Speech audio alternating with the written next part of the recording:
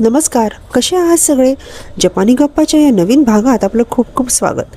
आपण गेल्या भागात असं म्हटलं की जपानी शिकण्याची किमान वयोमर्यादा ही 7 असावी. पण जर त्या मुलाला आपल्याला एका ठिकाणी बसवून व्याकरण, शब्दसंपदा, वाक्यरचना शिकवायची असेल तर, पण जर जपानी गाणी शिकवायची असतील तर, जशी आपली लहान लहान मुलं हिंदी, मराठी, इंग्रजी गाणी म्हणतात तशी जपानी गाणी देखील म्हणू शकतात. बरं, तुम्हाला उदाहरण देऊनच समजावते. किरा किरा हिकारू ओ सोरानो होशियो मा बता किशी तेवा मी नाओ मी तेरू किरा किरा हिकारू.